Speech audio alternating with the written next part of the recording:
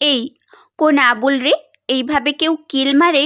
আমি যদি এখন অক্কা পেতাম তাহলে আমার প্রেম শুরুর আগেই তো ইন্তিকাল করতো। এইসব বলে পিছনে ফিরতেই যাকে দেখলো ব্যাস হয়ে গেল। একটা ঢোক গিলে বলল, আরে বান্ধবী, তুই কেমন আছিস? বলেই তার 32 পাটি দাঁতগুলো বের করে দিল। কেমন আছি তার আগে বল, কি যেন বলছিলি একটু আগে? কই কি বলছিলাম, কিছুই তো না। বলেই হে হে হে হে করে হাসতে লাগলো। কে জানি আমাকে আবুল বলেছে। আস্তাগফিরুল্লাহ, আমি তোকে স্বপ্নেও এসব বলতে পারি না দোস্ত। আপনি যে কি বলতে পারেন আর পারেন না তা আমার খুব ভালো করেই জানা আছে। এখন আমার প্রশ্নের উত্তর দিন আগে। কি প্রশ্ন? আরে আমি বলছিলাম না আমার জন্য ওয়েট করবি, আমি তোদের বাসায় গিয়ে তারপর আমরা একসাথে ভার্সিটিতে আসবো, বলেছিলাম কিনা বল? হ্যাঁ বলেছিলি, কিন্তু ইয়ে মানে না মানে। কি মানে করছিস? যা বলবি স্পষ্ট বলবি। আসলে আমি খবর পেয়েছি আজকে ও আগে ভার্সিটি আসবে, তাই ওকে দেখার লোভটা কিছুতেই সামলাতে পারলাম না, চলে এসেছি। এই ওটা আবার কে? চোখ ছোট ছোট করে জিজ্ঞেস করলো রওশনী। আরে ও মানে তোর দুলা ভাই। লজ্জা পাওয়ার ভান করে বলল নিধি। আসছে আমারও বলার লোক রে। হ্যাঁ, মাত্র ক্রাশ নামক বাস খেয়েছে, এখনো প্রেমের হয় নাই, সে আবার নিকনেম দেয়, যত সব ঢং। কালে কালে কত কি যে দেখা লাগবে। এভাবে বলতে পারলি তুই? হ্যাঁ পারলাম, এখন চল তো। এরপর তারা চলে গেল তাদের গন্তব্যে। হাই স্পিডে বাইক চালাচ্ছে অভ্রয়। কি করবে কিছু বুঝতেছে না। তার এই পৃথিবীতে দাদু ছাড়া আর কেউ নেই। তার বিয়ে দেওয়ার জন্য একদম উঠে পড়ে লেগেছে। শত চেষ্টা করেও সে অক্ষম বুঝাতে যে সে এখন বিয়ে করবে না। তাই এখন আর কিছুই করার নেই তার। দ্রুত কোনো কিছু একটা করতে হবে। এইসব ভেবেই দীর্ঘশ্বাস ছাড়লো অভ্রয়।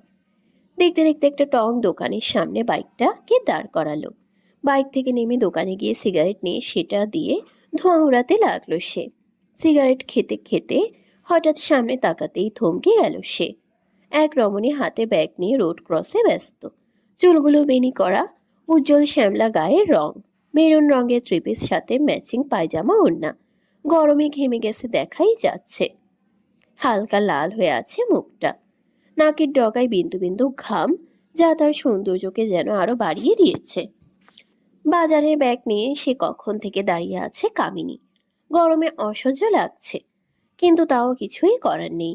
আর এদিকে দেখো রোডটাই ক্রস করা যেন এক বিশাল যুদ্ধের মতো লাগছে। অবশেষে রোড ক্রস করার সুযোগ এলো। সামনে এগিয়ে গেল সে। এতক্ষণ ধরে এতই ব্যস্ত ছিল দেখাই যে অব্রয় প্রায় চারপাশের পরিবেশ ভুলেই গেছিল। যখনই হুঁশ এলো তখনই দেখে রমণীটি চলে যাচ্ছে। কিন্তু এ কি, সামনে তো ট্রাক। আর এই মেয়ে এই অবস্থায় রাস্তা পার হচ্ছে। ট্রাকটা তো দেখছি মেয়েটাকে ধাক্কা দিয়ে দিবে। না কিছু একটা করা লাগবে। আর কিছু না ভেবেই দৌড়ে চলে গেল অভ্রয়। এতক্ষণ পরে নজরে আসলো কামিনীর যে একটা ট্রাক তার দিকে আসছে। ভয়ে চোখ বুজে দাঁড়িয়ে রইল। কি করবে কিছুই বুঝতেছে না। মস্তিষ্ক কাজ না করায় ব্যাগগুলো ফেলে চোখ বুঝে ফেলে। কিন্তু তখনই হয়ে গেল আশ্চর্য ঘটনা। কেউ তার হাত ধরে তাকে টেনে নিল নিল একদম বুকের সাথে মিশিয়ে নিল। তার কেমন জানি অস্থির লাগছে। মনে হচ্ছে এই বুঝি সে হারিয়ে ফেলতো তার একটা অমূল্য জিনিস। খেয়াল কই থাকে এই মেয়ের। সে যদি সময় মতো না আসতো তাহলে কি হতো, ভাবতেই ধপ করে রাগ উঠল মাথায়। শরীরটা এখনো কাঁপছে, তবে এখন কেন জানি শান্তি লাগছে। মনে হচ্ছে পৃথিবীর সবচেয়ে নিরাপদ স্থানেই বুক। তাই তো আরো একটু সিটিয়ে গেল বুকে। কিন্তু হঠাৎ বুক থেকে মুখ তুলতেই প্রশ্নবোধক দৃষ্টিতে তাকালে দেখতে পেল একজোড়া অগ্নি দৃষ্টি নিক্ষেপ করা চোখ। কামিনীর এরূপ চাওয়াতে রাগ যেন আরো বেড়ে গেল অভ্রয়ের। রাগী গলায় ধমকে বলল, এই মেয়ে, চোখ কোথায় থাকে তোমার? আমি যদি ঠিক টাইমে না আসতাম কি হতে পারতো একবার ভেবে দেখেছ? যদি রাস্তা পার হওয়া নাই জানো তবে রাস্তায় কেন বের হও, ইডিয়েট? দেখুন মিস্টার, আমাকে বাঁচানোর জন্য আপনাকে ধন্যবাদ, কিন্তু তাই বলে এভাবে আমার সাথে কথা বলতে পারেন না। ওর উত্তরে দাঁতে দাঁত চেপে অভ্রয় বলল। আমি কি পারি আর না পারি এবার দেখবে তুমি। বলে হাত ধরে টেনে নিয়ে গেল কামিনীকে। আরে করছেন কি? বাঁচালেন দেখে কি যা ইচ্ছে তাই করবেন? আর এভাবে রাস্তায় দাঁড়িয়ে আমার হাত ধরতে আপনাকে পারমিশন দিল কে? এবার ওর দিকে তীক্ষ্ণ নজর দিয়ে খুব ঠান্ডা কিন্তু ভারী গলায় বলল, এই অভ্রয় চৌধুরীর কারো পারমিশনের দরকার পড়ে না। আর তোমার ক্ষেত্রে তো একদমই না। কি করবেন কি আপনি? নেক্সট টাইম যাতে এই কথাটা না বলতে পারো তার ব্যবস্থা করব। মানে কি কি কিসের ব্যবস্থা? Just wait and watch. বলে আবারও হাঁটা দিল। আর এদিকে বেচারি কামিনী চিল্লিয়েই যাচ্ছে। 3টা ক্লাস করেই বের হয়ে আসলো রশনি আর নিধি। বের হওয়ার কারণে অবশ্য আছে। আজকে থেকে তাদের প্র্যাকটিস শুরু প্রোগ্রামের জন্য। শুধু তারা নয়, আরো অনেকেই আছে যারা কিছু না কিছুতে পার্ট নিয়েছে। টুকটাক কথা বলছিল তারা। তাদের কথাগুলো ছিল এরকম। রুশু, কি কপাল রে তোর, আমি প্রেমেই শুরু করতে পারলাম না, আর তুই দেখ বিয়ে করে বসে আছিস। নিধির কথায় রশনি তাচ্ছিল্য হেসে বলল, হ্যাঁ, কি কপাল আমার। এরকম কপাল করে কেউ এসেছে নাকি? নবীন বরণের আগে বধূ বরণ হয়ে গেছে আমার। তাহলে বোঝ কত ভাগ্য। আহা, এরকম করে বলছিস কেন? তো আর কি বলবো, তুইই বল।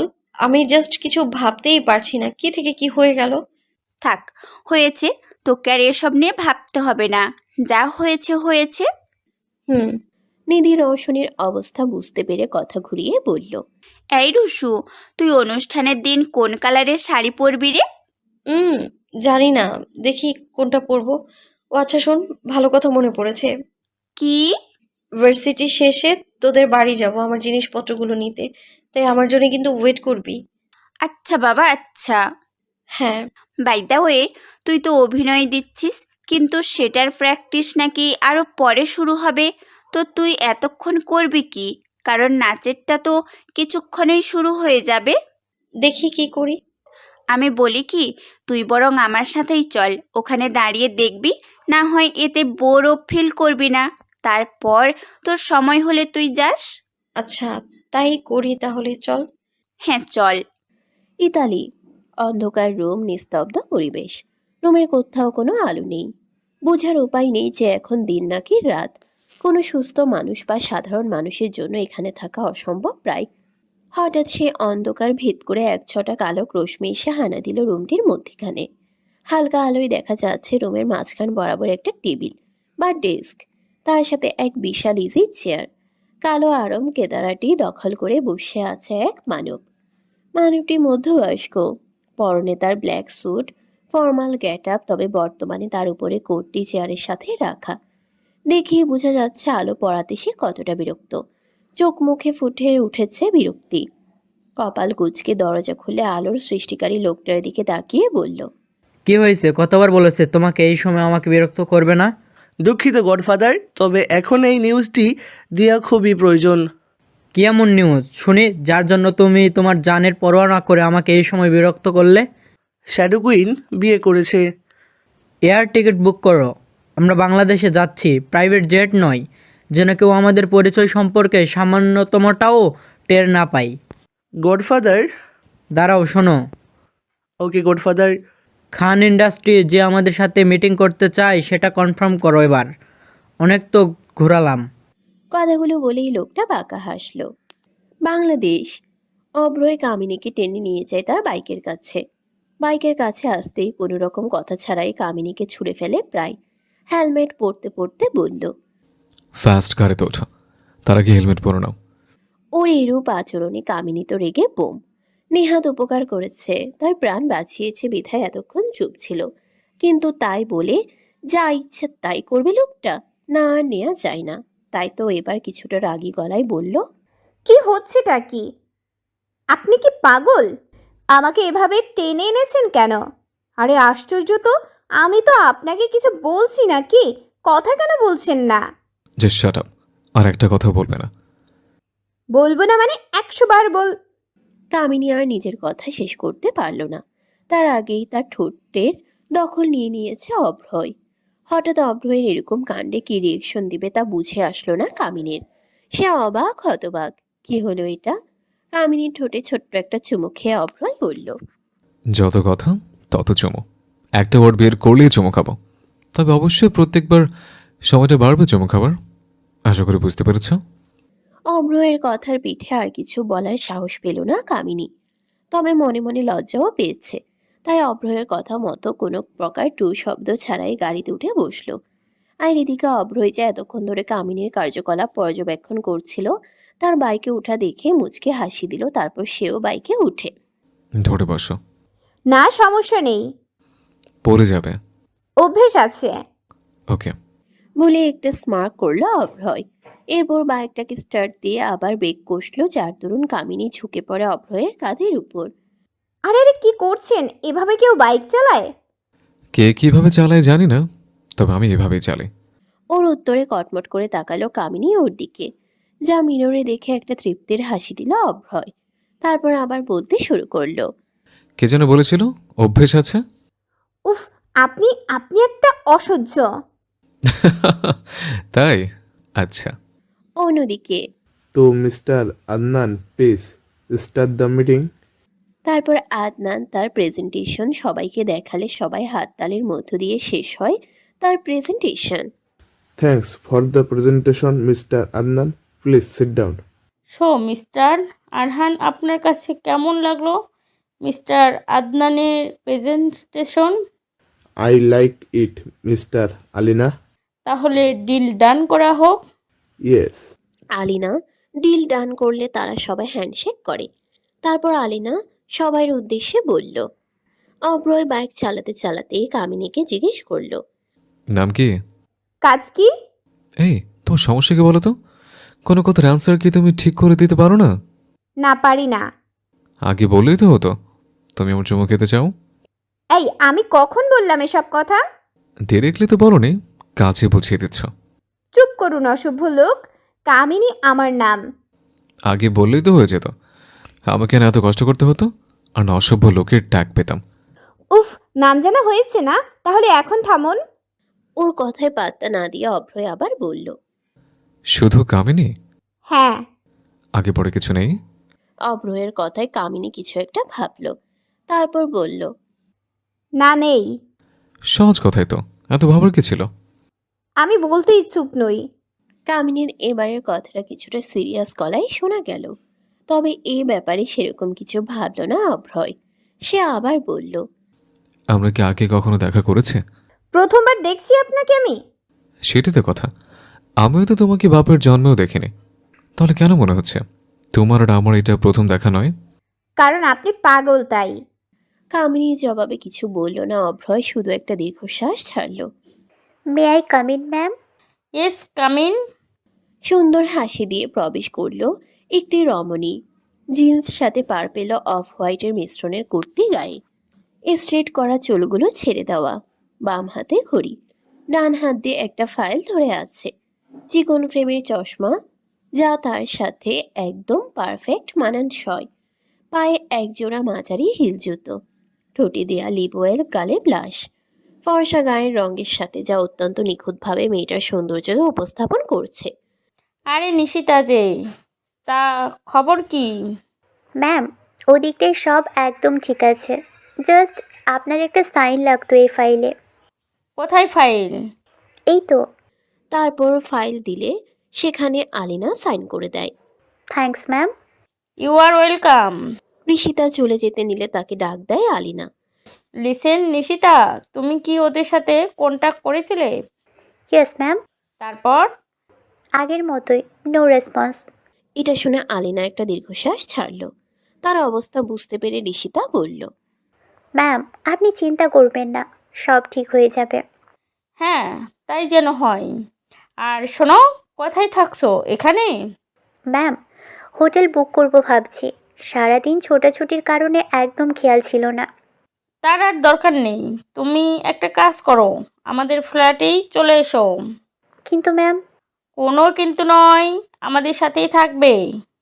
তারপর একসাথেই আমরা ব্যাক করব, বুঝছো? ওকে। এরপর ঋষিতা সেখান থেকে প্রস্থান করে। চৌধুরী বাড়ি। একটা ফটো অ্যালবাম হাতে বসে আছে অভ্রনীল চৌধুরী। অ্যালবামে হাত বুলাচ্ছে আর চোখের পানি ফেলছে। আমি মনে হয় তোদের আমাদের সঠিক খেয়াল রাখতে পারলাম না রে। আমি চেষ্টা করি ওকে সব সুখ দিতে, কিন্তু ছেলেটার কষ্ট লাঘব হয় না। প্রতি রাতে ওর কান্না দেখতে যে কি কষ্ট লাগে কি বলবো তোরে, কিন্তু আমিও তো কিছুই করতে পারি না। সেই রাতের বিভৎস দৃশ্য আজ ও আমার চোখে ভাসে। তার এইসব কথার মাঝখানেই বাড়ির কলিং বেল বেজে উঠল। কান্না থামিয়ে অ্যালবামটা রেখে খুলতে যায় দরজা। তবে এ কি, দরজা খুলতে একই দৃশ্য। এ কাকে দেখছে অভ্রনীল? মির্জা বাড়ি। খুবই ব্যস্ততার সাথে দৌড়াদৌড়ি করছে রেহান। ভার্সিটিতে গেলে বিশেষ তলবে চলে আসতে হয়েছে রিহানকে, কারণ আজকে তার একমাত্র ছোট বোনকে দেখতে আসবে।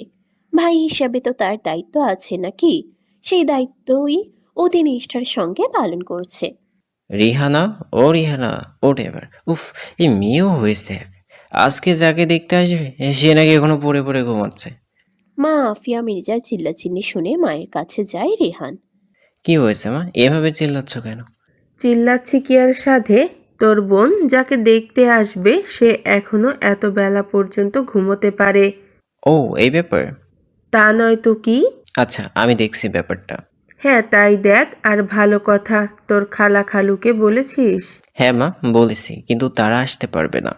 কেন? বড় আম্মু আর বড় আব্বু শহরের বাইরে আছে অফিসের কাজে।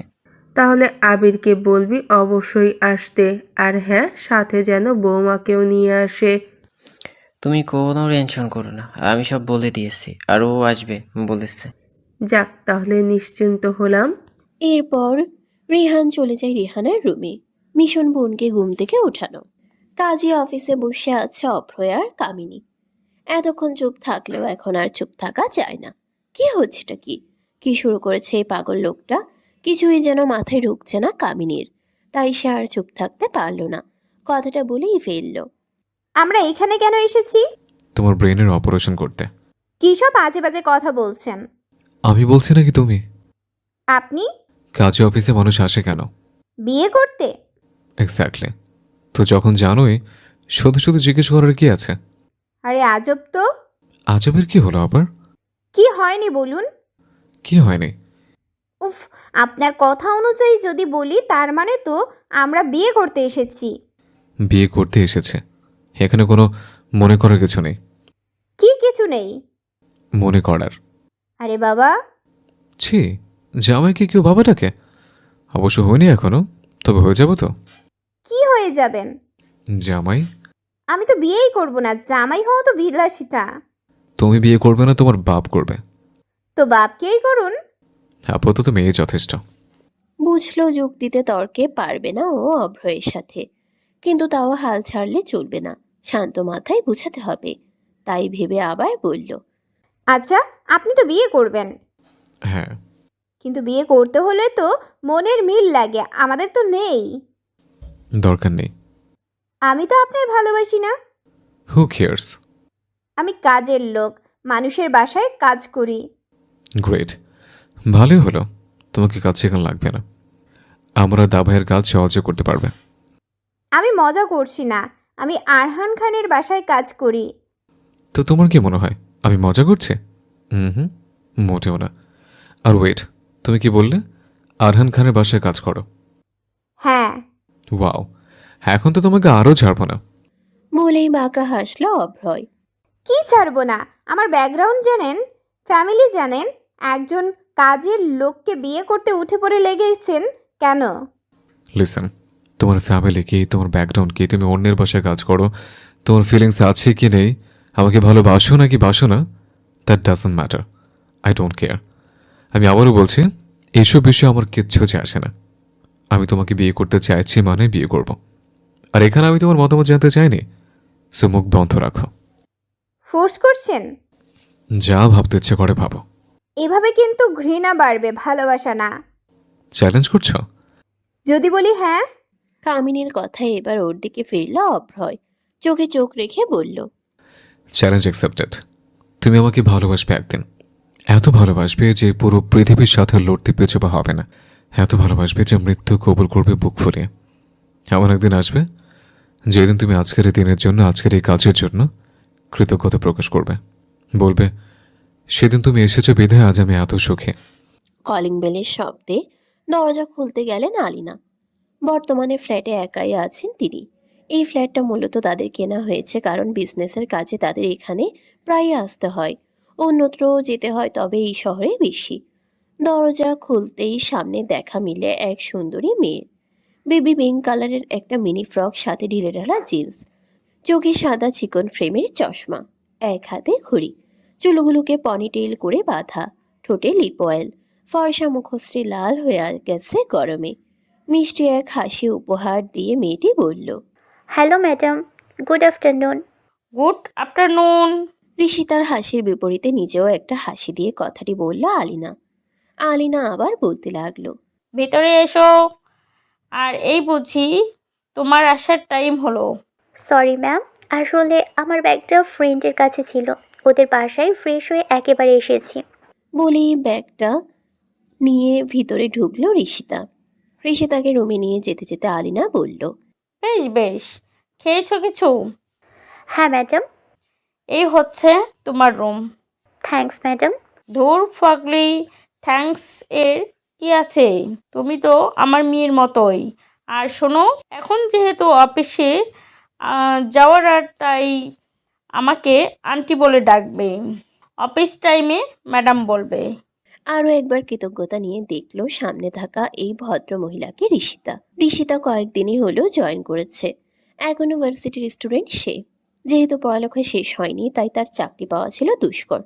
তবে সেও ছিল নিরুপায়, কেননা তার মা বাবা বেঁচে থেকেও নেই। একটা সুন্দর পরিবার ছিল ঋষিতার। না ছিল কোনো কিছুর অভাব আর না ছিল দুঃখ। তবে সুখের দিন হয়তো বেশি দিন থাকে না। তাই তো বছর খানেক হলো তার বাবা মায়ের ডিভোর্স হয়েছে। ডিভোর্সের 3 দিনের মাথায় মা চলে গেল অন্যত্র, আর বাবা সে বিয়ে করেই মাকে ডিভোর্স দেয়। দুজনেই তাদের নিয়েও ফ্যামিলি নিয়ে সুখে আছে, কিন্তু কেউ ঋষিতার কথা চিন্তা করলো না। সে যখন ওই সময় দিশেহারা হয়ে পড়ে তখন আলোর সন্ধান দিতে আসে আলিনা। তাকে তার অফিসে জব দেয়, তাও যে সে পোস্ট না, তার অ্যাসিস্ট্যান্ট হিসাবে। সে এতে অবাকই হয়েছে, কারণ সে তার পোস্ট অনুযায়ী অনেক ছোট। দরজা খুলতেই সামনে আরিফকে দেখে বেশ অবাক হন অব্রনীল চৌধুরী। আসসালামু আলাইকুম দাদু। একটা হাসি দিয়ে কথাটা বলল আরিফ। ওয়ালাইকুম আসসালাম। কিরে, এই বুঝি এতদিন পর তোর আমার কথা মনে পড়লো? না, আমার তো সবসময় মনে পড়ে আমার পেয়ারের দাদুর কথা। হইছে কি যে মনে পড়ে তা তো দেখতেই আসি, মনে পড়লে আসিস না কেন? এই তো এসেছি তো। তা এখন দরজা থেকে সরে দাঁড়াও তো বুড়ো, আমি ভেতরে যাব। এই বলে তাকে পাশ কাটিয়ে ভিতরে ঢুকলো আরিফ। তবে রে, দেখাচ্ছি তোকে। আরে আরে, আগে পোষতে তো দাও, তারপর দেখিও। তারপর সে গিয়ে সোফায় আরামে বসে পড়ল। তার সাথে অভ্রনীলও বসে। এখন বল, তোর কি খবর? বিন্দাস, এত বিন্দাস যে বিয়ে করে ফেলেছি। এই, আরে বুড়ো হয়েছো, খেয়াল আছে? চিল্লাচ্ছ কেন এভাবে? তো চিল্লাবো না? এত বড় শখ নেওয়ার বয়স আছে নাকি এখনো? এখন বল তো বাপু, এই অসাধ্য সাধন হলো কি করে? কি আর বলবো দুঃখের কথা, অনেক কাহিনী। বল শুনি। কট খেয়ে বিয়ে করতে হয়েছে। বাপ আমার, তুই কি চাস অকালে প্রাণ হারাই আমি? এ মা, ছি, আমি এরকম চাইতে পারি? তুমি তো আমার একমাত্র লাভলি বুড়ো। তাহলে পুরো কাহিনী বলতো। এরপর আরিফ পুরো কাহিনী বলতে অভ্রনীল বলে ওঠে। বাহ! কি বাহ? আমি বাসর করতে পারলাম না সেই দুঃখে আমার বুকটা ফেটে যাচ্ছে, আর তুমি বুড়ো বলছো বাহ? হো হো হো, দাঁত খেলাচ্ছ কেন? বুঝলি তো দাদু ভাই, আমি একটা জিনিস ভাবছি। কি ভাবছো? ভাবছি অভ্রটাকেও এভাবেই বিয়ে দিব, এছাড়া তো আর কোনো উপায় দেখছি না। বিয়ে করে পাগল করে ফেলছি, কিন্তু কিছুই হচ্ছে না। আরে বাস বুড়ো, তোমার তো দেখি ফেরে ফেটে শয়তানিতে ভরা। হা হা হা, একটু শয়তানি তো করতেই হবে দাদু ভাই। সে না হয় বুঝলাম, কিন্তু তোমার সেই গুণধর নাতি কই? কে জানে কই, ও কি আর আমাকে বলে যায় নাকি? সেটাকে নিয়ে আমার বড্ড ভয় করে, যে কি করব বলতো। বলি একটা দীর্ঘশ্বাস ছাড়ল অভ্রনীল। তার অবস্থা বুঝতে পেরে আরিফ বলল, আদর দিয়ে তো বাঁদর বানিয়েছো, এখন তো টেনশন করে কি লাভ? তুই তো সব জানোসই। হুম। তোর ওর সাথে কথা হয়, ভার্সিটিতে যায় তোর ঠিক মতো। তোমার ওই মাথা মোটা নাতি আমার কথা কখনো শুনেছে? কথা বলে না আমার সাথে, আর বললেও শত্রু মনে করে বলে। লাস্ট কথা বাইক রেসের সময় হয়েছিল। এরকম তো হবার কথা ছিল না দাদু ভাই। কি সুন্দর ছিলি তোরা, একটা রাত সব শেষ করে দিল। ভার্সিটি যায় না অনেকদিন তোমার নাতি, তাকে বলো ভার্সিটি যেন যায়। সামনে এক্সাম, এখন বন্ধ দেওয়া মানে অনেক কিছু। আর কালকে ইম্পর্টেন্ট ক্লাসও আছে, তাই কালকের অ্যাটেন্ডেন্স মাস্ট। এই কথা বলতেই তুই এখানে এসেছিস? হ্যাঁ, এটাও বলার ছিল, সাথে তোমার সাথেও দেখা করতে এলাম। বাড়ির সবাই কেমন আছে? ভালো সবাই। এখন নাথ বউকে নিয়ে আসবি, কবে সেটা বল। তোমার নাতবউ যে ডেঞ্জারাস, তাকে রাজি করাতে আমার অনেক কাঠখড় পোড়ান লাগবে। আমি এত কিছু জানি না, তুই আনবি মানে আনবি। কেন গো বুড়ো, তুমি আবার আমার বইয়ের পিছনে পড়লে কেন? চুলকানি উঠছে নাকি? বড়ি লাগবে নাকি? চোখ ছোট ছোট করে বলল আরিফ। দিব এক মায়ের। তার কথা শুনে আরিফ হাসতে লাগলো শব্দ করেই। ওর হাসি দেখে অব্র নীল হেসে দিলেন। হঠাৎ হাসি থামিয়ে দেয় আরিফ। সিরিয়াস হয়ে ওঠে ওর মুখাবয়ব। ও বলতে লাগলো, দাদু, কয়জন ছিল ওই রাতে? হঠাৎ এই কথা কেন জিজ্ঞেস করছিস? বিস্ময়ে বলল অভ্রনীল। হঠাৎ নয় গো দাদু, কারণ আছে। 3 জন, তুই সহ। তুই তো পরে এসেছিস, এর আগে 2 জন। দাদু, আমার কেন যেন মনে হচ্ছে আরো একজন ছিল। সেটা কি করে সম্ভব? অসম্ভব তো নয়। মানে? কিছু না, তুমি এটাকে বলো, সেই মেয়ের খোঁজ পেয়েছিলে? আরে হাসপাতাল থেকে যে গেল আর কোনো খোঁজ পাওয়া যায়নি। ও, এই মেয়ে, বাবার নাম কি? বাবার নাম জানি না। জানি না মানে? তুমি কি আমার সাথে ইয়ার্কি করছো? রেগে কথাটা বলল অভ্রয়। ওর এরূপ চিৎকারে ভয় পেয়ে যায় কামিনী। কাপা কাপা ঠোঁটে বলে, আসলে বাবা অনেক ছোট থাকতেই আমাদেরকে ছেড়ে চলে যায়, আর মাও কখনো তার সম্পর্কে বলেনি, তাই বাবার নাম জানি না। ওকে ফাইন, মায়ের নাম বলে দেন। এবার যেন কামিনীর কিছু একটা হয়। তার মুখের আদলে পরিবর্তন আসে। কিছুক্ষণ ভেবে খুবই ঠান্ডা গলায় একদম শান্তভাবে বলল, রুক্মিণী। কামিনীর এরূপ অবস্থা দেখে কপাল কুঁচকে আসে অভ্রয়ের। সেভাবে এতক্ষণ কথা বলার ধরন আর এখন কথা বলার ধরন একদম ভিন্ন, সাথে ফেসের পরিবর্তনও অভ্রয়ের মনে রহস্যের সঞ্চার করে। তবে যখন নামটা শুনে ওর মাথায় যেন বিস্ফোরণ ঘটে, ও আনমনেই নামটা আওড়ায়। রূপমেনি। পরক্ষণে কিছু একটা ভেবে কামিনীকে জিজ্ঞেস করে, তুমি কি সত্যি বলছো তোমার মায়ের নাম রূপমেনি? ওর কথাই ছিল বিস্ময়, কিন্তু কামিনী এবার বিরক্ত হয়। উফ, নিজের মায়ের নাম মিথ্যা কেন বলতে যাব? হ্যাঁ, তাও ঠিক। ওর অবস্থা দেখে কিছু একটা ভেবে কামিনী বলল, নাম শুনে কি ভয় লাগছে নাকি মিস্টার অভ্রয় চৌধুরী? কথাটা বলার সময়ে কামিনীর মুখে ছিল এক ধরনের রহস্যময় হাসি। ভয় কেন পাবো? এমনি। ওকে আর কিছু বলতে না দিয়ে কাজের উদ্দেশ্যে অভ্রয় বলল, দ্রুত বিয়ে পড়ানো শুরু করুন। কাজে বিয়ে পড়ানো শুরু করলো। কিছুক্ষণ পর কাজে অভ্রয়কে জিজ্ঞেস করলো, লিখুন 10 লাখ টাকা। কাজে লিখতে নিলে অভ্রয় তাকে থামিয়ে দিয়ে জিজ্ঞেস করলো, আচ্ছা, এটা কেন লিখতে হয়? মানে এটার কাজ কি? দেনমোহর মানে হলো আপনি এই টাকা পরিশোধ করে তবেই আপনার স্ত্রীকে ছুবেন। Wait, what? তার মানে আমাকে ওকে টাচ করতে হলে এই টাকা দিয়ে করতে হবে? হ্যাঁ, এখন তাহলে আমি লিখি। কি লিখি? অত টাকা কে দেবে? আমি দিতে পারবো না। আর না পারবো ওকে টাচ না করে থাকতে। মাথা খারাপ নাকি? বিয়ে করবার বাসর করবো না? অসম্ভব। আপনি 10 টাকা লিখুন। ওর কথায় কামিনী বিড়বিড় করে বলল, বিয়ের আগেই বাসর নিয়ে পড়ছে শালা লুচ্চা। শুধু কি লুচ্চা, কিপটা জানি কোন জায়গার। তো দুইটা মিলালে লুচ্চা কিপটা। কাজেও কিছু না বলেই লিখে ফেলল। কারণ এরা অনেকক্ষণ এসেছে আর এদের ঝগড়ার জন্য পাগল হয়ে গেছে সে। তাই যত দ্রুত সম্ভব এই দুটো আপদ বিদেয় করতে হবে। এরপর কাজে বিয়ে পড়ানো শুরু করে। দুপুরে রেহানাকে দেখতে আসবে সে উপলক্ষে রেহানদের বাসায় এসেছে আরিফ, রশনি আর নিধি। যেহেতু রেহানের মা অনেকবার করে বলেছে আরিফ যেন অবশ্যই তার বউকে নিয়ে আসে, তাই রশনিকে আসতে হয়েছে। আর যেখানে রেহান আছে সেখানে নিধি থাকবে না তা কি করে হয়? যদি বিয়ের আগে হবু শাশুড়িকে পটাইতে পারে তাহলে তো কেল্লা ফতে। তাই তো এইরকম একটা সুবর্ণ সুযোগ কিছুতেই হাতছাড়া করতে পারল না সে। রশনিকে বলল সেও তার সাথে যাবে। একমাত্র বোন সমতুল্য বান্ধবীর আবদার ফেরাতে পারল না রশনি। আরও তার উপর সে জানে নিধি রেহানের উপর কতটা ফল, রেহানের প্রতি ওর ফিলিংস। সেও বুঝতে পারল তার ইচ্ছা। এই কারণেই যখন তাকে যাওয়ার জন্য আফিয়া নিজে ফোন করেন তখন সে বলে তার একটা বান্ধবীও আসবে। এতে কি কোনো সমস্যা হবে? তার কথায় আফিয়া বললেন, আরে কিসের সমস্যা, তুমি তোমার বান্ধবীকে নিয়ে চলে এসো, এটা তো আরো ভালো কথা। তার এরূপ ব্যবহারে সত্যিই মুগ্ধ হয়েছে রশনি। আলিনা আর আফিয়া দুই বোনেরই ব্যবহার এত সুন্দর যে রশনি প্রতিবারই মুগ্ধ হতে বাধ্য। মাত্রই কাজ শেষ করে রুমে এসেছে রেহান। খুব টায়ার্ড ফিল করছে, তবে এখন শাওয়ার নিতে হবে। তাই আর কিছু না ভেবে চলে গেল শাওয়ার নিতে। অনেকক্ষণ হলো এসেছে নিধি, কিন্তু যার জন্য এত কষ্ট করে আসলো তার তো দেখা পাচ্ছে না।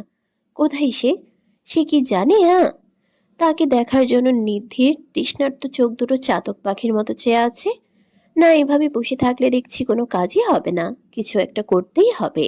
খানবাড়ির মতো প্রাসাদ না হলেও রেহানদের বাড়িও যথেষ্ট বড়, সুন্দর পরিপাটি, প্রতিটা জিনিস গোছানো। এসব ভাবছিল আর ঘুরে ঘুরে দেখছিল নিধি। হঠাৎ একটা রুমের সামনে এসে থেমে গেল।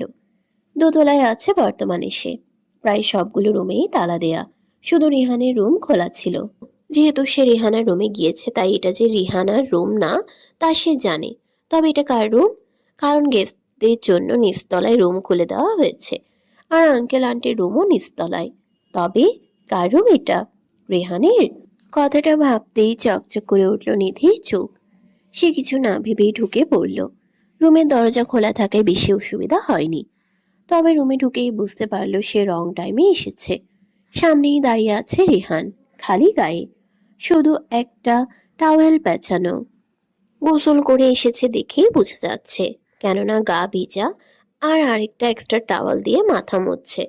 ওকে এই অবস্থায় দেখে শুকনো একটা ঢোক গিলল নিধি, আর বলতে লাগলো, নিধু রে, তোর আজকে আসা সার্থক হচ্ছে মনে হচ্ছে আমার। ওর ভাবনার মাঝেই চিল্লিয়ে উঠল রেহান। মাথা মুছতে মুছতে হঠাৎ সামনে তাকিয়ে তবদা খেয়ে যায় রেহান। নিধি তাকে চোখ দিয়ে গিলছে এটা বুঝতে পেরেই সাত পাঁচ না ভেবেই দেয় একটা চিল্লান। ওকে এভাবে চিল্লাতে দেখে বেচারি তো পুরো তাজ্জব বনে যায়। ব্যাপারটা যে কি হচ্ছে ধরতেই দৌড়ে চলে যায় রেহানের কাছে, গিয়ে ওর মুখ চেপে ধরে আর শাসানো সুরে বলতে লাগলো। ওর কথা শুনে রেহান বুঝতে পারলো ব্যাপারটা আসলেই তো বোকার মতো কাজ করতে যাচ্ছিল ও। কিন্তু ওয়েট, নিধির ছোট হাত দিয়ে রেহানের মতন ছেলের মুখ চেপে ধরায় কোনো কিছুই হয়নি। ওর চেপে ধরা আর না ধরা সেমই বলতে গেলে। নিধির হাত মুখে থাকা অবস্থায় রেহান ঠান্ডা গলায় বলল, হাত সরাও। ওর কথায় নিধি হাত সরিয়ে নিল। ওর হাত সরাতে দেরি হয়েছে, কিন্তু রেহানের ওকে ওর হাত চেপে ধরে নিজের দিকে ঘোরাতে দেরি হয়নি। ওর দিকে তাকিয়ে রাগী দৃষ্টি নিক্ষেপ করলো রেহান। রেগে বলতে লাগলো, তুমি আমার বাসায় কি করছো? এটা আমার জামাই বাড়ি, আর আমি থাকবো না? চুপ করো, আর বাজে কথা না বলে যা বলছি তাই বলো। রুশুর সাথে এসেছি। তাহলে আমার রুমে তোমার কাজ কি? বাড়ি ঘুরে দেখছিলাম, এই রুম খোলা ছিল, তাই কৌতূহলবশত এসেছি। মুখে এটা বললেও মনে মনে বলল, এই রুমেই তো আমার আসল কাজ। তুমি কি আমার পিছু ছাড়বে না? না, why? Because I love you. এইটা তোমার অ্যাট্রাকশন, কোনো লাভ নাই, যা কিছুদিন পরেই কেটে যাবে। আপনার প্রতি আমার ভালোবাসা কোনো মোহ নয় রেহান, এটা খাঁটি, যা আমার চোখে স্পষ্ট। আবার সেই এক কথা, কেন বুঝছো না তুমি? কি বুঝবো বলুন? I don't like you. আমার তোমার প্রতি কোনো ফিলিংস নেই, শুধু শুধু টাইম ওয়েস্ট করোস। থাকতে হবে না, আমি আছি, তাহলে কি করতে? আপনার আমার প্রতি ভালোবাসা জন্মানোর দায়িত্ব আমার। উফ, জাস্ট গেট আউট। বলেই জোরে হাতটা ছুড়ে দিল রেহান। নিজের চুল নিজেই খামচে ধরে অন্যদিকে চলে গেল, কিন্তু এখনো নিধিকে একই জায়গায় দেখে আবারও মেজাজ বিগড়ে গেল। কি হলো, কথা কানে যাচ্ছে না? আমি তোমাকে যেতে বলেছি। কথাটা বলেই ওর কাছে আসছিল রেহান। হঠাৎ বেডের কোণার সাথে পা বেঁচে পড়ে যায় রেহান। শুধু কি একাই পড়ে, না একদম নিধিকে নিয়ে পড়ে? সরি সরি বলে উঠে দাঁড়ালেই ঘটে আরেক বিপত্তি। কোমরে পেঁচানো টাওয়াল যা পড়ে যাওয়ার কারণে আলগা হয়ে গিয়েছিল তা খুলে যায়, আর এই অবস্থা দেখে এবার নিধি দেয় এক চিৎকার। মির্জা বাড়ি। রেহানাকে দেখতে পাত্র, পাত্রের মা আর বাবা এসেছেন। পাত্রপক্ষ আর কোনো লোক আনেনি, আর তাদেরকে আপ্যায়ন করতে আছেন আফিয়া মির্জা, রশনি, আরিফ। রায়হান মির্জার কাজ থাকায় সে এখানে নেই। রেহান ফ্রেশ হওয়ার জন্য যে গেছে এখনো নামার নাম নেই। এই নিয়ে আরেক দফা রাগ ছাড়া সে সাফিয়ার। অন্যদিকে নিধির লাপাত্তা নিয়েও রশনি আছে আরেক জ্বালায়। মনে মনে ভাবছে, ছেলে বাদশালী একটা, গেছে কোন চিপায়? এই বাদর নিধিকে জানে। চিপায় কি একাই গেছে, নাকি সাথে করে নিজের সো ক্রাশ নামের বাসটাকেও নিয়ে গেছে? নিজে তো বাস খাবে, সাথে আবার আমাকেও খাওয়াবে মনে হচ্ছে। ওর এইসব ভাবার মাঝেই মরিয়ম বেগমের কথায় হুঁশ আসে। আমাদের মেয়ে পছন্দ হয়েছে, তবে পাশের জনকে। রশনির দিকে ইশারা করে কথাটা বললেন ছেলের মা মরিয়ম বেগম। মরিয়ম বেগম কথাটা স্বাভাবিকভাবে বললেও কথাটা যে বিস্ফোরণের মতো কাজ করেছে রশনি আরে পাফিয়া মির্জার কাছে তা স্পষ্ট তাদের এক্সপ্রেশনেই। রশনির তো চোখ কেটোর থেকে বেরিয়ে আসার উপদ্রব। মনে মনে বলতে লাগলো, বলে কি কুদ্দুসের আমায়, এক মানুষ কয়বার বিয়ে করবে? কথায় আছে না, ন্যাড়া বেলতলায় একবারই যায়। না না, অসম্ভব ব্যাপার। বহুত কষ্টে একবার বিয়ে করেছি, এখন আবার সেই ঝামেলায় জীবনেও পড়বো না। এইসব ভেবেই রশনি যেই না মানা করতে যাবে যে সে বিবাহিত, তার আগে আরিফ বলে উঠল। এদিকে আরিফ তো রাগে ফুঁসছে। কত বড় সাহস ভাবা যায়, তার সামনে তার বউকে বলে কিনা এই পাগল মহিলা ছেলের সাথে বিয়ে দিবে। ইম্পসিবল, আমি এই আরিফ বেঁচে থাকতে কখনোই না। তাই সে বলে উঠল, ওই মাত্র জবান ঠিক কর। ছাক্কাস একটা কায়দায় কট খেয়ে এই সেমরে বিয়ে করছি, আর বিয়ে করা বউও। আর তুই কিনা জামাইয়ের সামনে তার বউয়ের বিয়ের কথা কস, হিম্মত তো ভালোই দেখা যায়। রাগের কারণে আরিফ নিজেও জানে না কোথায় আছে আর কি বলছে। তবে ওর কথা শুনে আকাশ থেকে পাতালে একবার, আবার পাতাল থেকে আকাশে ঘুরে তারপর নিজের জায়গায় ল্যান্ড করলেন পাত্ররা। রশনি তো পুরো ভেবাচেকা খেয়ে বসে রয়েছে।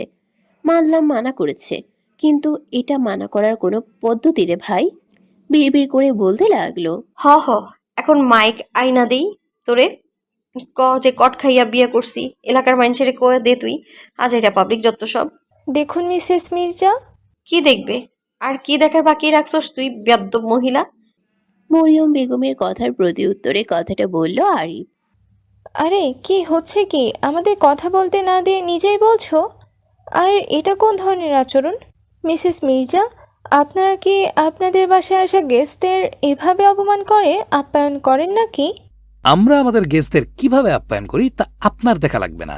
মানুষ বুঝে তাদের আপ্যায়ন করা হয়। আর এখন দরজা ওই দিকে আছে, আপনারা চলে যেতে পারেন। দরজার দিকে ইশারা করে বলল আরিফ। এবার মরিয়ম বেগম ভীষণ রেগে গেলেন আর বললেন, এভাবে কথা বলার জন্য আপনাদের মেয়ের সাথে আমার ছেলের বিয়ে আমি ভেঙে দিতে বাধ্য হব মিসেস মির্জা।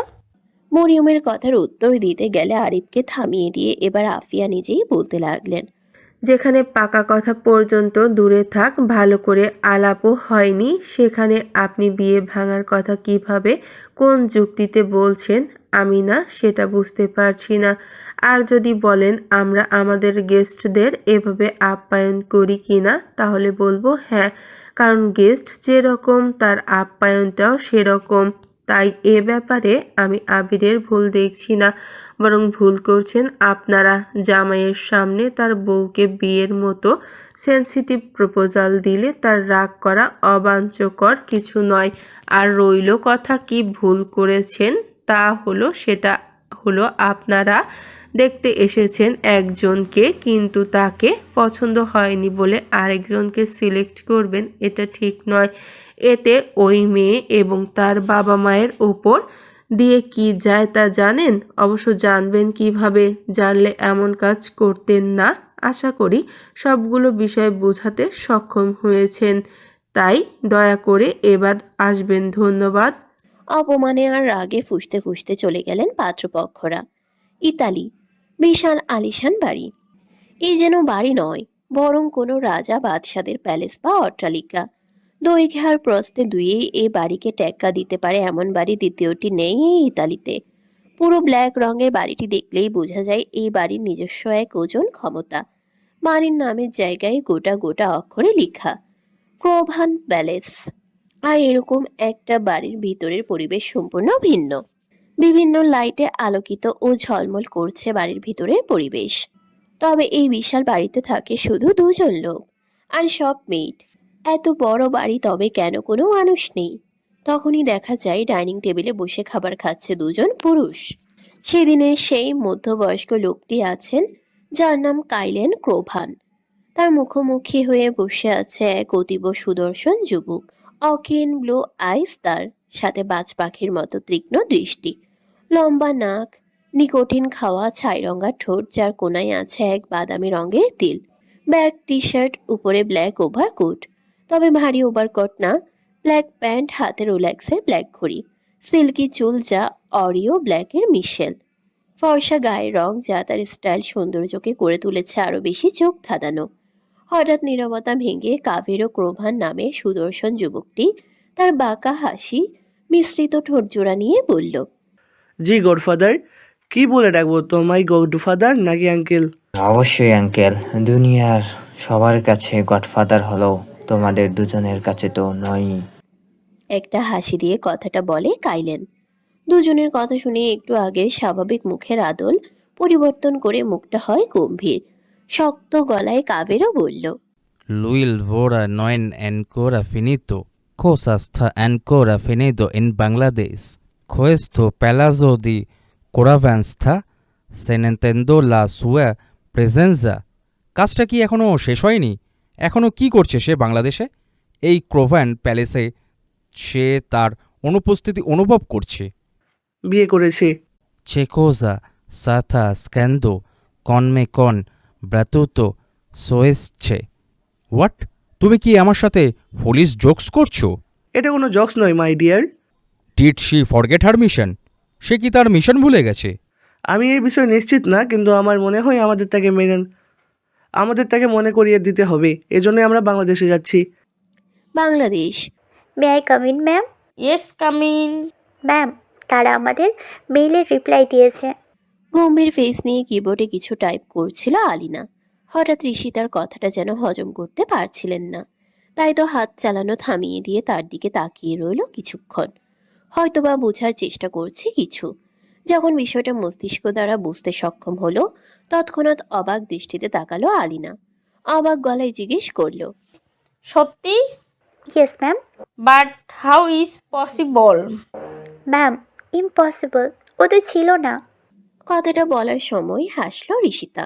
তাও ঠিক, তবুও এতদিন পর হঠাৎ রিপ্লাই, ব্যাপারটা ভাবনার।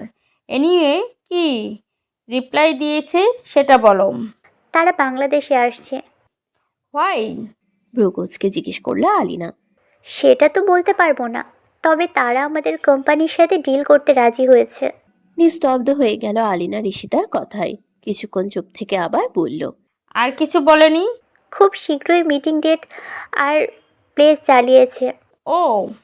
আলিনাকে ঋষিতার কাছে কেমন জানি অদ্ভুত লাগলো, তাই সে জিজ্ঞেস করলো, are you okay ma'am? Yeah, I am okay, you can go now.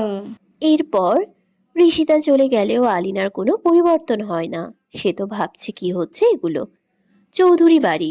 Drawing রুমে পায়চারি করছেন অভ্রনীল চৌধুরী। না, অনেক হয়েছে, এবার এর একটা স্থানীয়ত্ব আমাকে করতেই হবে। আবি দাদু ভাই ঠিকই বলেছে, ওকে একটু বেশি আদর দেওয়া হয়েছে আমার। কথাগুলো বলছেন আর হাঁটছেন, হঠাৎ করে বাড়ির কলিং বেলটা বাজলে সেটা খোলার উদ্দেশ্যে যান অভ্রনীল। দরজা খুলতেই সামনে দেখতে পান তার অতীব ভদ্র সুশীল একমাত্র নাতি অভ্রয়কে। কোনো কিছু না বলে ডিরেক্ট অভ্রয়ের কান টেনে ধরেন আর বলতে লাগলেন, তবে রে হতচ্ছাড়া, এই বুঝি আসার সময় বুঝেছি মাথায় একটু বেশি তোলা হয়ে গেছে, তাই বলে তুই বাদর আমার মাথায় দাঁড়িয়ে তা দিন করে করবি? উফ দাদু, লাগছে আমার। আরে কি করছো? কান ছাড়ো আমার, ভেতরতে আসতে দাও। ইম্পর্টেন্ট কাজ ছিল দেখে দেরি হয়েছে আসতে। তোর এই আকাইম্মায় ইম্পর্টেন্ট কাজ নিজের কাছেই রাখ। আচ্ছা, রাখলাম। এখন কানটা ছাড়ো তো, তোমার জন্য একটা সারপ্রাইজ এনেছে। কি সারপ্রাইজ? কান ছেড়ে জিজ্ঞেস করলেন অভ্রনীল। কান ছাড়া পেতেই হাত দিয়ে কান ডলে অভ্রয় বলল, উফ দাদু, বুড়ো হয়েছ, তো এত জোর কোথায় পেলে বলো তো? কানটাই শেষ আমার। চুপ করে আসল কথা বল। ও হ্যাঁ হ্যাঁ। এটা বলে অভ্রয় সরে দাঁড়ালো। তার সরে দাঁড়াতেই দেখা মিলে এক মেয়ের সাথে। খুবই সাধারণ জামা কাপড় পরে এলোমেলো চুলে মুখটা কাচুমাচু করে দাঁড়িয়ে আছে সে।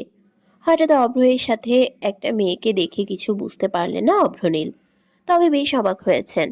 জিজ্ঞাসা দৃষ্টিতে তাকালেন অভ্রনীল অভ্রয়ের দিকে। তার চাহনি বোধহয় অভ্রয় বুঝতে পারলো, তাই সে বলতে লাগলো, made my one and only বউ মিসেস কামিনী অভ্রয় চৌধুরী। অভ্রয়ের বউ কথাটা কানে ঢুকতেই বিস্ময়ে চোয়াল ঝুলে পড়ল যেন অভ্রনীলের। কি শুনছে সে? এটা কি আদৌ সত্যি, নাকি সে স্বপ্ন দেখছে? দাদু ভাই। হ্যাঁ। মজা করছিস? একদমই না। বউ নিয়ে কি মজা করো নাকি? এবার কিছু বললেন না, হো হো করে কেঁদে নিলেন অভ্রনীল। তার কান্না দেখে কামিনী তো হুড়কে গেছে। তখনই শুনতে পেল অভ্রয়ের গলা, ও দাদু ভাই, কান্না করছে কেন?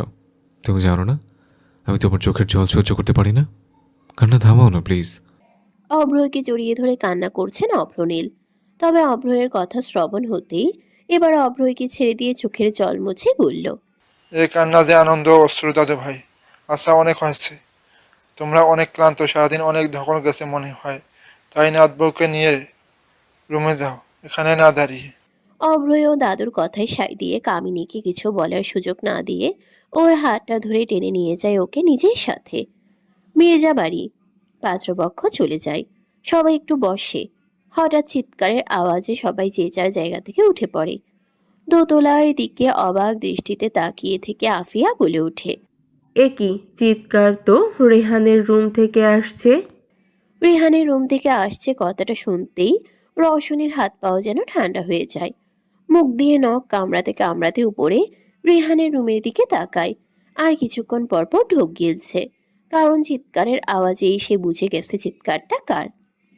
মনে মনে বলতে লাগলো, নিধুরে কি করলি এটা? তুই তো গেছর সাথে, আমিও শেষ। একটু ধৈর্য ধরতে পারলি না? একটু পরে তো রেহান না ফেহান নিচে আসতো, তখনই তো দেখতে পারতি। তা না, মেয়ের তরই সইল না। ওর ভাবনার ব্যাঘাত ঘটল আফিয়ার কথায়। সে বলল, চলো তো সবাই গিয়ে দেখি আসল ব্যাপারটা কি। ব্যাস, সবাইও সম্মতি জানিয়ে যেতে লাগলো আফিয়ার সাথে। রেহানের রুমের দরজা খোলাই ছিল, তাই কাউকেই ডাকতে হয়নি। দরজা খুললেন আফিয়া। সামনের দৃশ্য দেখে তার যেন পায়ের নিচের মাটি সরে গেল। তার এরূপ অবস্থা দেখে কেউ কিছু বুঝল না। তাই রিহানা জিজ্ঞেস করলো, আরিবও জিজ্ঞেস করলো। কি হয়েছে মামুনি? কারো কথাই যেন আফিয়ার কানে ঢুকছে না। সে শুধু এইটুকুই বলল, নিজেরাই দেখে নাও। এরপর কাঁপা কাঁপা পায়ে সরে দাঁড়াতেই বাকিরাও হুড়মুড়িয়ে দেখতে গেল। তবে সামনের চিত্র দেখে সবাই যেন স্তব্ধ। রওশনী তো কপাল চাপড়ে বলল, নে, তুই এক্সপিরিয়েন্স কর এখন এই পরিস্থিতির। সব শেষ। চৌধুরী বাড়ি। হাত ধরে টেনে নিয়ে যাচ্ছে অভ্রই কামিনীকে। এতে বেশ বিরক্ত বোধ করে কামিনী। হাত ছাড়ুন। না, একবার যখন ধরেছি তখন এই হাত মৃত্যুর আগ অব্দি ছাড়ছি না। মজা করছেন আমার সাথে? না তো। তাহলে হাত ছাড়ছেন না কেন? আর আমি তো পালাচ্ছি না বা যেতে মানা করছি না আপনার সাথে। যাবো তো বলছি, কিন্তু এভাবে বাচ্চাদের মতো হাতটা ধরে রাখলে হবে? চুপ করে থাকো তো। এরপর আর কি, যখন এত বলেও লাভের লাভ কিছুই হয়নি, তাই কিছু না বলেই একটা দীর্ঘশ্বাস ফেলে হাঁটতে লাগলো অভ্রয়ের সাথে। রুমের সামনে এসে দরজা খুলে যেই না অভ্রয় কামিনীকে ছুঁড়ে ফেলবে রুমের ভিতরে, তার আগেই কামিনী ওকে দেয় এক ধাক্কা।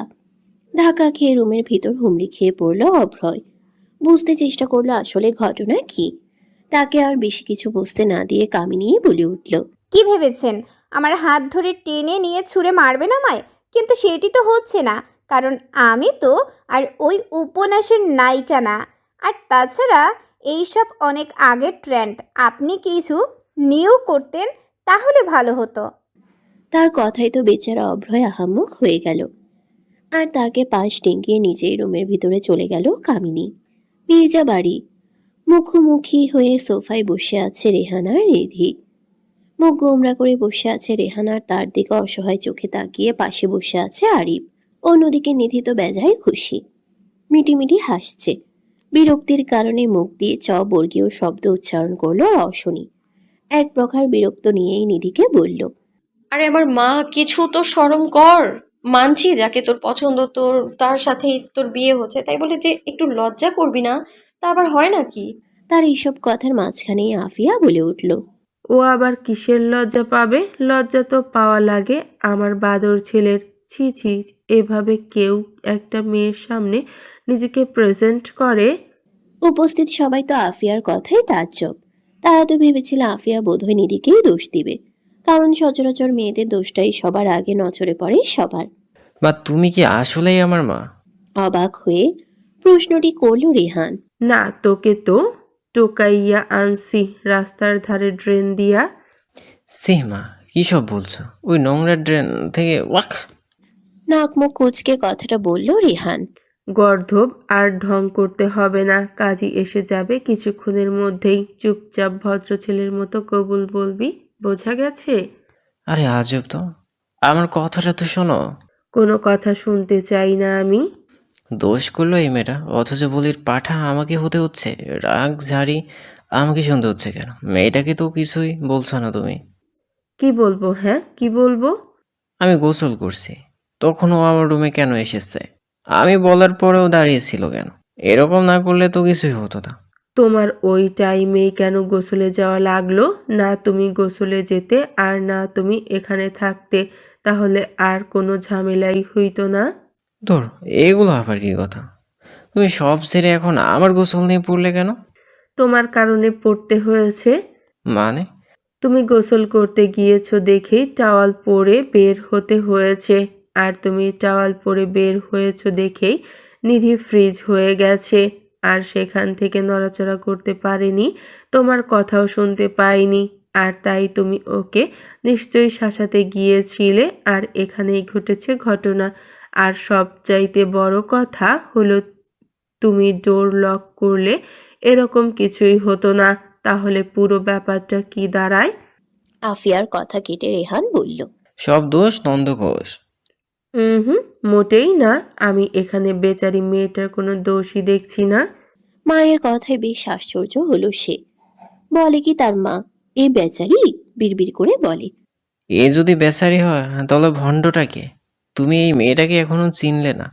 হ্যাঁ, তবে সমস্যা নেই, এখন এই বাড়ির বউ হয়ে যখন আসছে চিনে যাবে। এরপর তাদের বিয়ে সম্পন্ন হয়।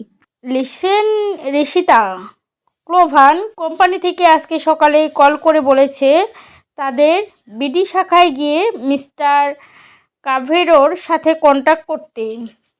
মিটিং টাইম আর পেস জানিয়ে দিবে, সাথে কি কি লাগবে তাও। সে না হয় বুঝলাম ম্যাম, কিন্তু আপনি গেলে 30 মিনিট পর যে মিটিং আছে ওটার কি হবে? আরহাম স্যারও তো নেই। আমি যাব, সেটা তোমায় কে বললো? মানে তাহলে যাবে কে? কেন তুমি? নয় হ্যাঁ, এখন তাড়াতাড়ি বেরিয়ে পড়ো তো। আচ্ছা ম্যাম। তারপর সেখান থেকে সে চলে গেল। আলিনা তার দিকে তাকিয়ে ভাবতে লাগলো, এইটুকু একটা মেয়ে হেসে খেলে বেড়ানোর সময় সে কাজ করছে। মেয়েটা বড্ড সরল আর ভালো। কি যে আছে এই ভালো মেয়েটার কপালে কে জানে। দোয়া করি যাতে ভালো থাকে, সুখে থাকে। 15 তলার এক বিলাসবহুল অফিস বিল্ডিংয়ে ক্রোভানের অফিস, যেটা সম্পূর্ণ কাচের তৈরি। বিল্ডিংয়ের নিচে কোম্পানির নামের জায়গায় ক্রোভান কোম্পানি জ্বলজ্বল করছে, যা জানান দেয় নিজের দাপটীয় অস্তিত্ব। বর্তমানে লিফটের সামনে দাঁড়িয়ে আছে ঋষিতা। নিজের চোখের চশমাটা উপরে তুলে লিফটের জন্য ওয়েট করছে। লিফট খুলে গেলে ভিতরে যায় সে। লিফটের দরজাটা যেই না বন্ধ হতে যাবে অমনি কে জানি ঢুকলো। স্বাভাবিকভাবে ঘটনাটা ঘটলে তো কথাই ছিল না, কিন্তু না, সেটা হয়নি। দরজাটা বন্ধ হয়ে যখন যাচ্ছিল তখন কারো হাত দিয়ে সেটা আটকাতে দেখে ঋষিতা ভাবলো হয়তোবা হেল্প লাগবে, তাই সেও হেল্প করবে ভেবে হাতটা দিয়ে দিল ডান আগন্তুকের হাত। ব্যাস, যা হবার তাই। আগন্তুকের কাছে ঋষিতা কিছুই না, তাই তো তার ভার সামলাতে না পেরে আগন্তুক পড়ল গিয়ে ঋষিতার উপর, আর ঋষিতা গিয়ে বাড়ি খেল লিফটের দেয়ালে। লোকটির ঋষিতার উপরে পড়ার কারণে লোকটার খড়খড়ে ঠোঁটজোড়া গিয়ে বাড়ি খায় ঋষিতার নরম ঠোঁটে। অকস্মাৎ এই কাহিনীতে তো ঋষিতার চোখজোড়া মার্বেলের মতো গোল গোল হয়ে গেছে। বিয়ের কাজ শেষ করে এখন মেন কাজ বাসর ঘর সাজানোর কাজে লেগে আছে আরিবার রশনি। একমাত্র বোন, সমতুল্য বান্ধবী বলে কথা, কোনো কিছুতেই কমতে রাখতে চায় না রশনি। সম্পূর্ণটা দিয়ে কাজ করতে চায় সে। খুবই মনোযোগের সহিত যখন সে কাজ করছিল তখন সেটি দেখে একজনের মোটেও পছন্দ হলো না। সে আর কেউ না, আরিফ। সে খুব বিরক্ত তার বইয়ের এসব বিষয়ে মনোযোগ দেয়া নিয়ে। কই, এরকম মনোযোগ তো সে তার উপর দেয়নি। মনের কথা চেপে না রেখে বলেই দিল, উফ, এত মনোযোগ দিয়ে কাজ করার কি আছে? আমি তো সেটাই বুঝলাম না। আরিফের কথায় এক ভ্রু তুলে জিজ্ঞেস করলো রওশনি, কি? আমার মাথা। হ্যাঁ, আপনার মাথা। এখন আমি কি করব?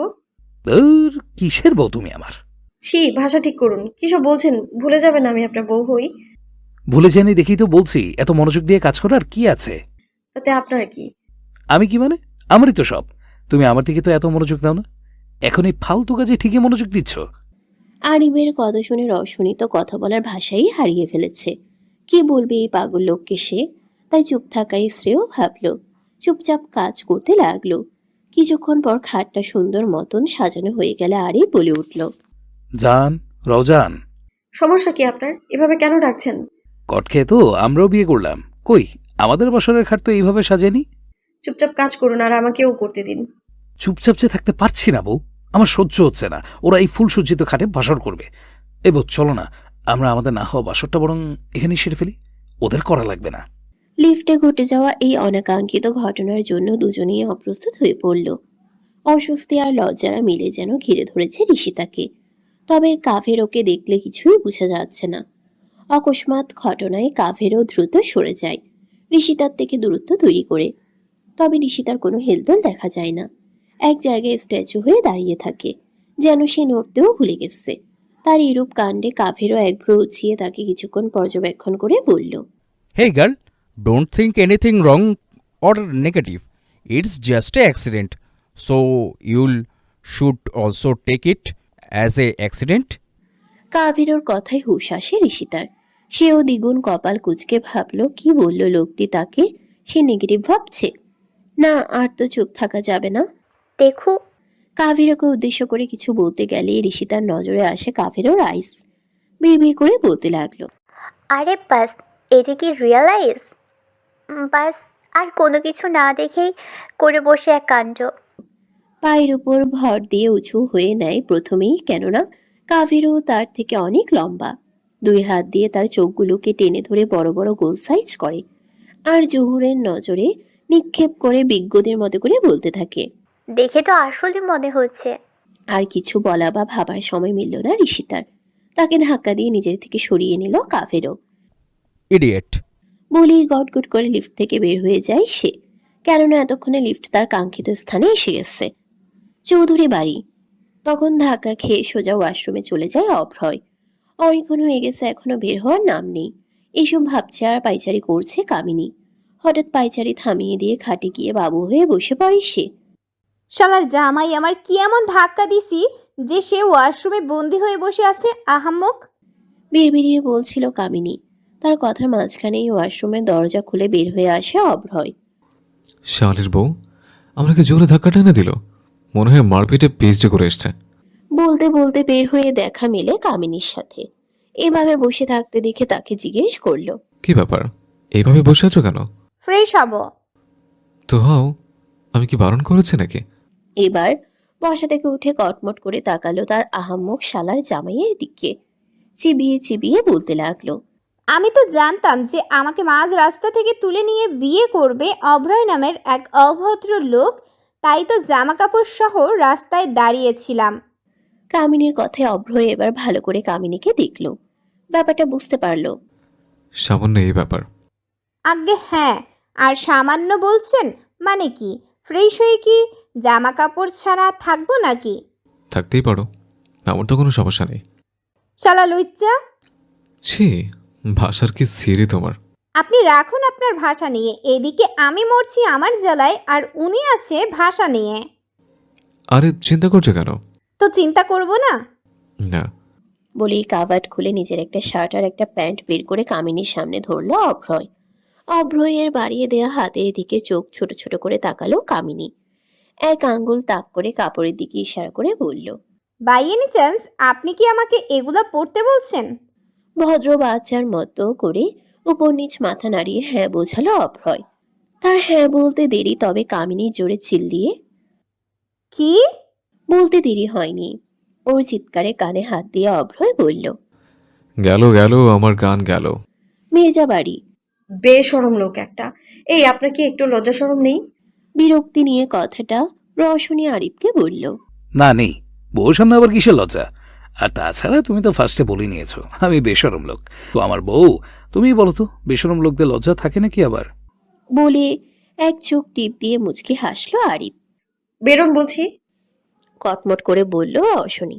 আরে যাচ্ছি যাচ্ছি, এত বের করে দেওয়ার মতো কিছুই নেই।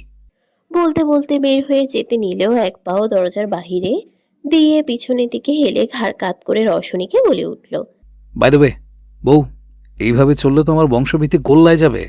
আর একবার ভেবে দেখতে পারো, আমি রেহানকে মানা করব যাতে ওর বউকে নিয়ে অন্য রুমে যায়। কি বলো, মানা করব? আপনি আগে বের হন। আর যাচ্ছি তো বাবা। বলে হাসতে হাসতে বের হয়ে যায় আরিফ, আর তার দিকে তাকিয়ে ফুঁসতে থাকে রশনি। অন্যদিকে কাভেরও বের হয়ে আসার সাথে সাথেই ঋষিতাও বের হয়ে আসে লিফট থেকে, কেননা তারও একই ফ্লোরে নামতে হতো। কাভেরোকে বের হতে দেখে কিছুটা সন্দেহ হলেও যে এই লোকও এই ফ্লোরে কোনো নেমেছে কিছু আমলে নেয় না। সে নিজের মতন চলে যায় উদ্দেশ্য কোম্পানির বসের রুম। একজনকে জিজ্ঞাসা করলে সে একটি রুমের সামনে তাকে দাঁড় করিয়ে দেয়। এটাই নাকি কাভির ও ক্রোভানের অফিস রুম। দরজায় নক করতেই ভিতর থেকে আওয়াজ আসে। কামিং। ভিতরে ঢুকে তো আরেক দফা অবাক হয় ঋষিতা।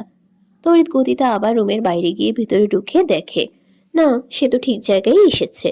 তবে দরজায় নক করার শব্দ পেয়ে কাভিরও তাকিয়েছিল সেদিকে, কে এসেছে দেখতে। তবে এ কি, এটা তো সেই মেয়েটা। মেয়েটাকে দেখে না যত বেশি অবাক হয়েছে তার থেকে বেশি তার দৃষ্টি কেড়েছে মেয়েটির অদ্ভুত বিহেভিয়ারে। কপাল কুঁচকে পর্যবেক্ষণ করতে লাগলো মেয়েটিকে।